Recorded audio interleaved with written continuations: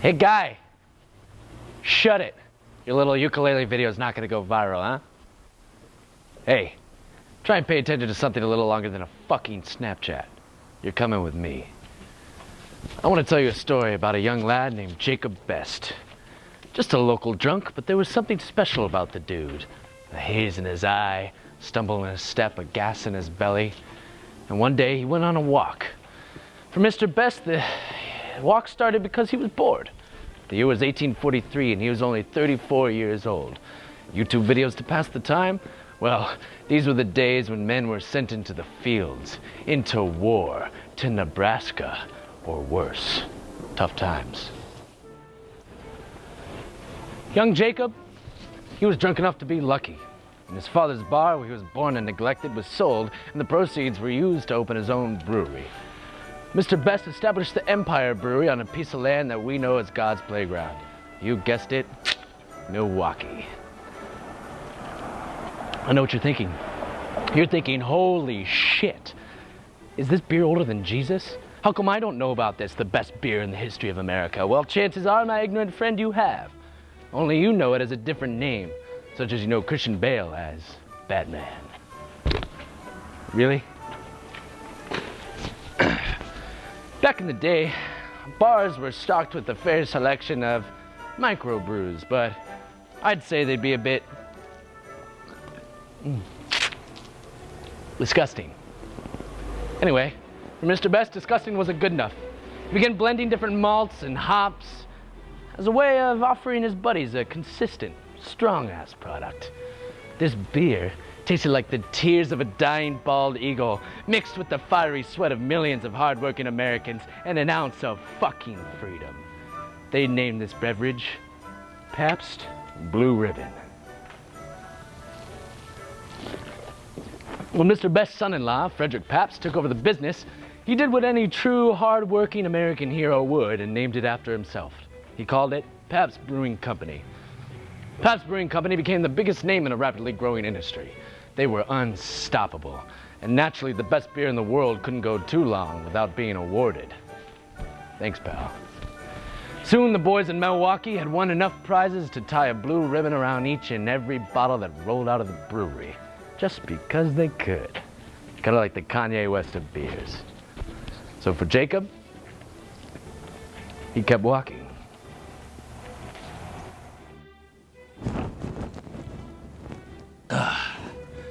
Mr. Pabst wasn't content with being the biggest brewer in all of Milwaukee.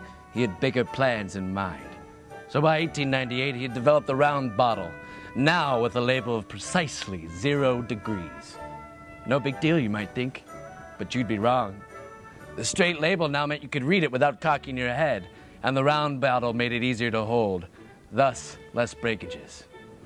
Quite the character, this Mr. Pabst, master of the drunkard's craft. Ambitious. Uncompromising.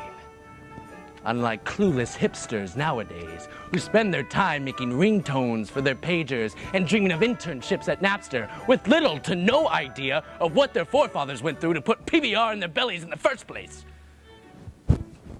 By 1904, Pabst had dropped dead, and his two sons, Gustav and Frederick Jr., took over the business leading into the 20th century. World War I had caused a global silk shortage and forced PBR to stop operations, which meant they had to stop hand-tying ribbons around each and every bottle. That's why I'm always sure to carry my own ribbon. Huh?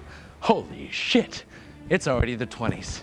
And the Pabst are forced to shut down shop due to the worst idea in American history, a socialist nightmare also known as the Prohibition.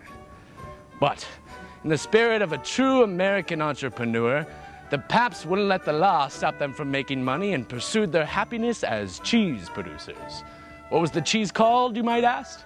Pabst-Ed, of course. And unsurprisingly, the Pabst were fucking awesome at making cheese too.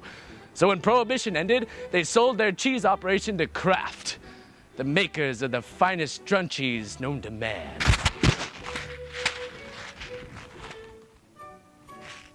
And that's PBR. So they kept walking.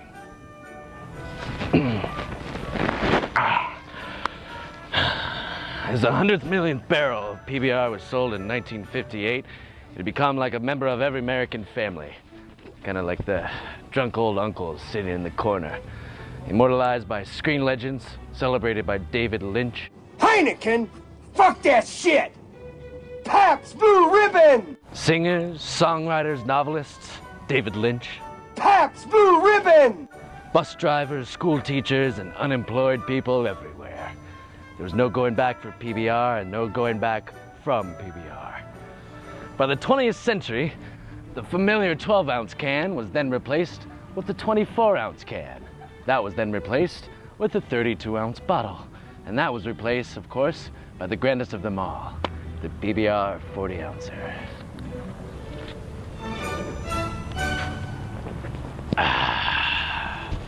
By the 21st century, PBR was not only just the world's best brand, but it was a national symbol of success.